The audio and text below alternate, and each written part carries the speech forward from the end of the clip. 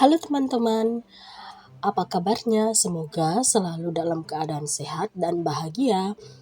Perkenalkan, saya Ninyoman Suli Asmarayanti akan menampilkan video pembelajaran tentang manajemen strategi.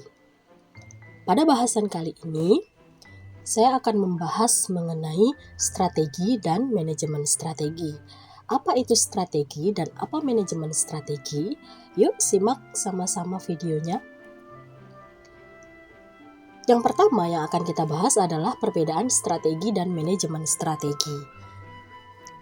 Strategi berasal dari bahasa Yunani, yaitu strategos atau strategia yang artinya komando militer.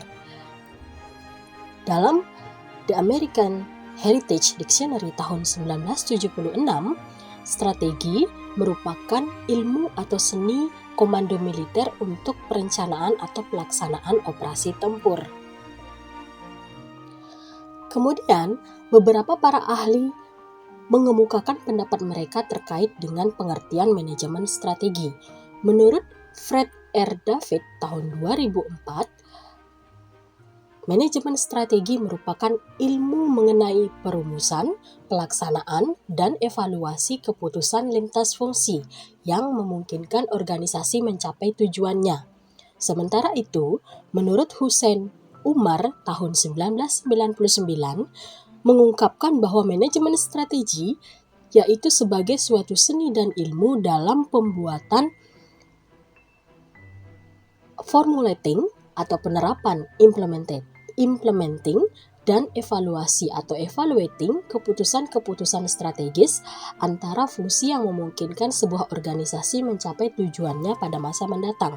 Jadi, dari pandangan para ahli tersebut, dapat dikatakan bahwa manajemen strategi merupakan suatu rangkaian strategi yang diciptakan oleh perusahaan atau manajemen dalam perusahaan untuk mencapai tujuan atau target perusahaan, di mana prosesnya adalah membuat rumusan strategi, kemudian melaksanakan strategi tersebut, dan mengevaluasi strategi yang telah dilaksanakan.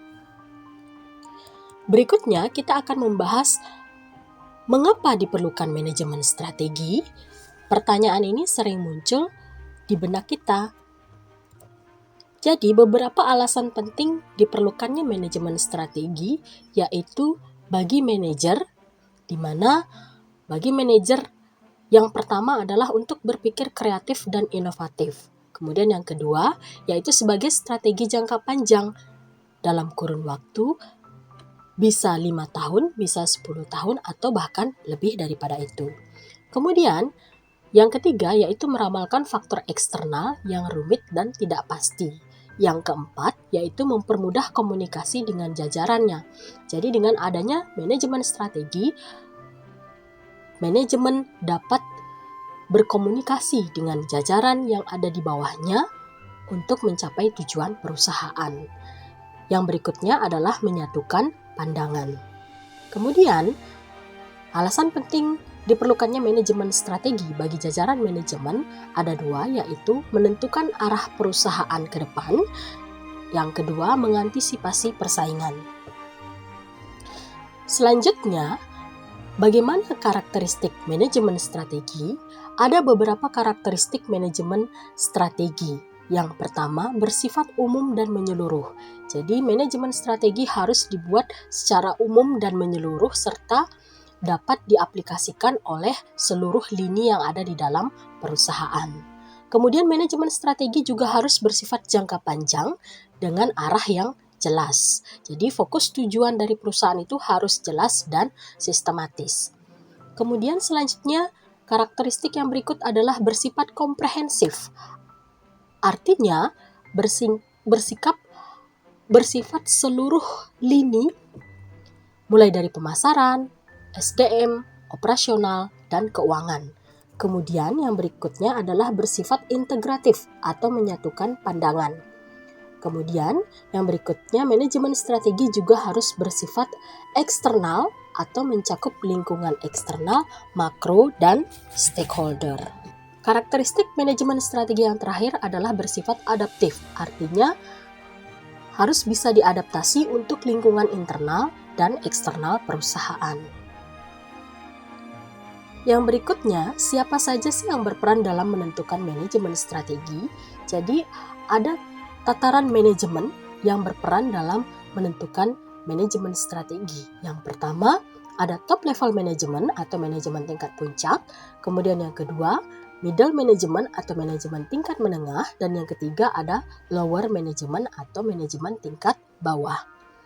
Masing-masing tingkatan manajemen ini mempunyai tugas dan fungsinya masing-masing dalam menentukan manajemen strategi. Yang pertama, pada top level management, yang harus dimiliki adalah kemampuan konsepsional dan kreativitas. Jadi, manajemen puncak harus bisa membuat suatu konsep manajemen strategi dan harus kreatif. Perencanaan yang dibuat oleh top level management ini dalam jangka waktu panjang, sekitar 5 hingga 10 tahun, atau bahkan lebih, atau sesuai dengan keperluan perusahaan yang dapat diperbaharui. Kemudian yang kedua, middle level management. Pada manajemen tingkat menengah ini harus memiliki kemampuan fungsional sesuai dengan tugas dan fungsinya dalam lini-lini tertentu. Misalnya, seorang manajer pemasaran harus bisa mempunyai strategi yang kreatif dan inovatif terkait dengan cara meningkatkan target penjualan melalui promosi dan pemasaran. Kemudian yang kedua, middle level management ini harus dalam jangka waktu menengah, yaitu sekitar 1 hingga 5 tahun atau dalam jangka waktu sesuai dengan strategi tersebut perlu diperbaiki.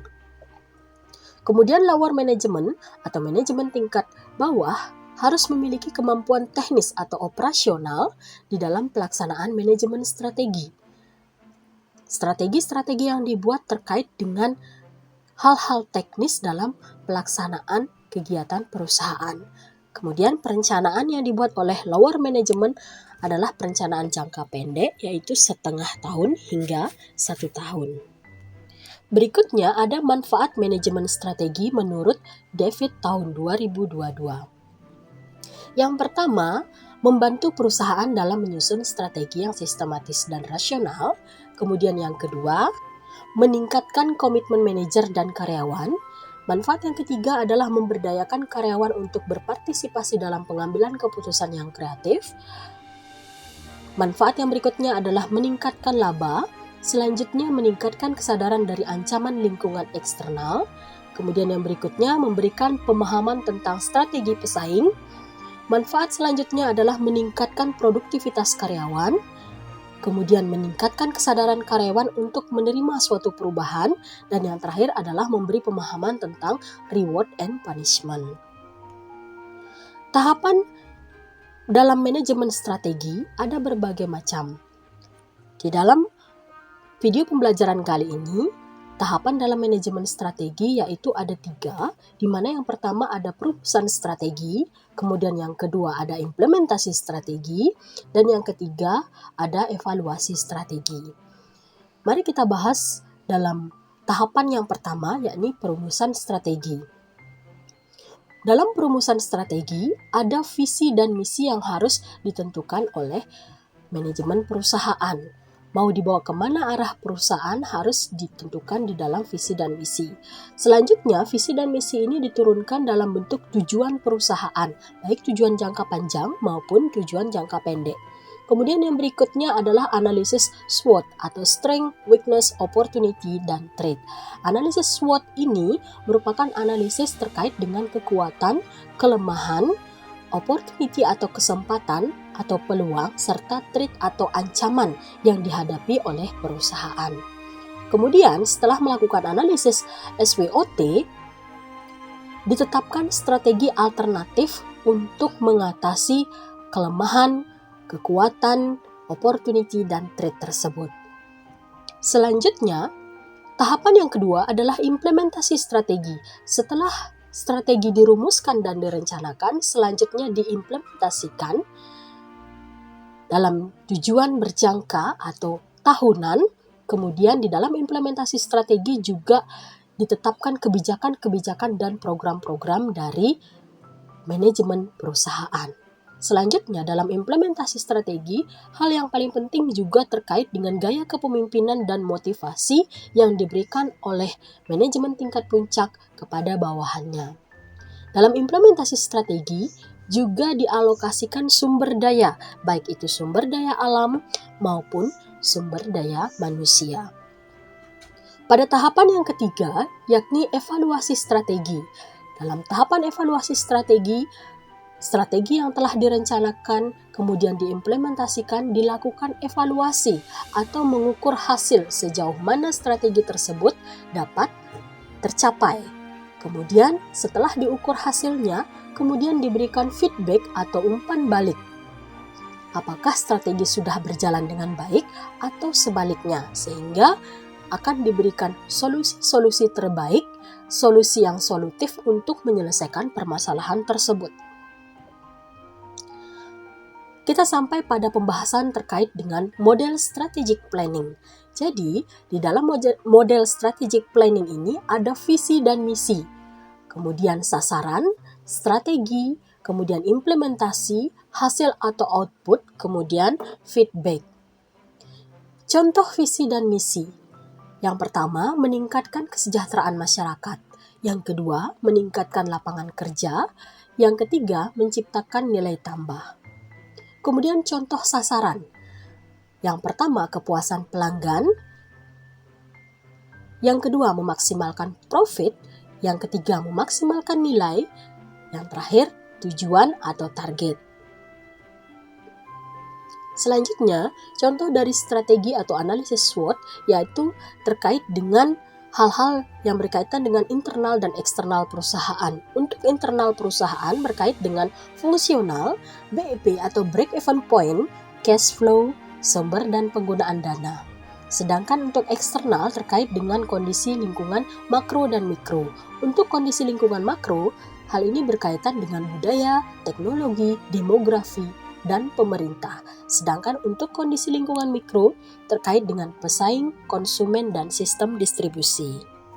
Kemudian berikutnya, contoh implementasi strategi, yakni strategi fungsional, kemudian program, kebijakan yang ditetapkan oleh manajer perusahaan, prosedur, hal-hal yang berkaitan dengan organisasi mulai dari struktur organisasi, tugas atau tanggung jawab personal, dan alokasi sumber daya manusia. Alokasi sumber daya manusia ini terkait dengan POAC atau Planning, Organizing, Actuating, dan Controlling. Jadi, sumber daya manusia berperan aktif dalam pelaksanaan POAC ini. Yang terakhir, hasil atau output merupakan audit atas kegiatan fungsional dari pelaksanaan strategi yang telah ditentukan. Demikian tadi pemaparan bahan pembelajaran terkait dengan mata kuliah manajemen strategi. Apabila terdapat kesalahan kata, saya mohon maaf. Semoga apa yang saya berikan bisa bermanfaat dan dapat digunakan sebagai mestinya sebagai bahan referensi untuk pembelajaran. Terima kasih, sampai ketemu lagi di video pembelajaran selanjutnya.